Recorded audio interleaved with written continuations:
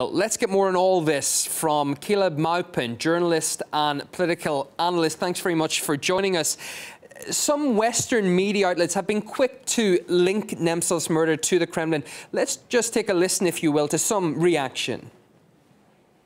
The fatal shooting of an opposition figure there is prompting speculation from his supporters that he may have been targeted by the Kremlin. He kept his voice up. This is a dangerous thing to do in Russia. An outspoken critic of President Vladimir Putin has been shot dead. Critics of Putin, beware. Critics of the government, critics of Putin, bad things seem to happen to them. Everybody understands. Yeah, of course. And everybody is meant to understand. Yeah, everybody understands.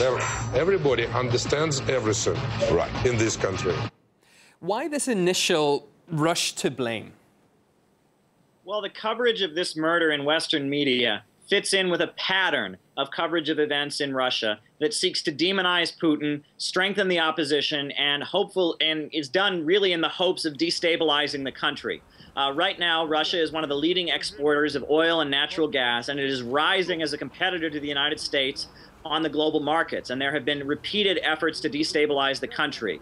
We saw the U.S. efforts to destabilize Ukraine and fund the Euromaidan movement there, and now they are exploiting a tragedy and using it to further destabilize Russia, demonize Putin, and try to advance their place in the global markets. It's very disgusting. The facts haven't come out yet. We'll see what comes out, but as of yet, there is no reason to declare that this was done as an act of political repression, and the facts have not surfaced yet, but yet Western media has basically jumped in and started following an old script that they've been given, which is the demonization of Russia and doing everything they can to support the opposition and destabilize the country.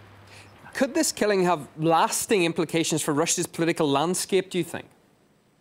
Well, it certainly could. The way that Putin is viewed internationally, the way that events play out in the aftermath of the killing, will all bear huge importance on global politics. But the reality is that U.S. media and Western media is doing everything they can to create an atmosphere of hostility to Putin in the international community and to fund forces within Russia that have that feeling and that will destabilize the country and create opposition to the Russian government. So that's the context that this killing took place in, and forces based in the United States, Wall Street bankers, Washington, D.C., the CIA, the Pentagon are going to utilize this tragedy for political ends and for that end of driving Russia out of the markets, destabilizing so they themselves can remain dominant.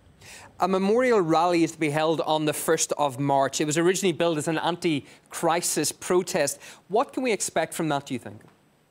Well, I'm sure that elements in Russia funded by the United States, funded by nonprofits and NGOs in the United States, are going to try to use the commemoration of this tragic event, and they're going to try to use it for political ends and try to push a narrative about Putin being a dictator, whipping up human rights hysteria. This is just typical. Any country that dares emerge as a competitor to the United States, any country that emerges and kind of says no to Wall Street and begins to move in its own direction in the interest of its country and its people in opposition to Wall Street, any country that does that becomes attacked and human rights rhetoric is utilized. However, all over the world there are dictators and repressive regimes that are supported by the United States. You can look at all the autocrats in the Gulf. You can look at the regimes in Latin America that have been supported by the United States. The United States and its media is really not concerned about human rights. It's concerned about pushing the agenda of profits for Wall Street, and that means demonizing and attacking and destabilizing any country that stands up to them or competes with them. Caleb Maupin, journalist and political analyst, thank you for joining us on RT International this hour.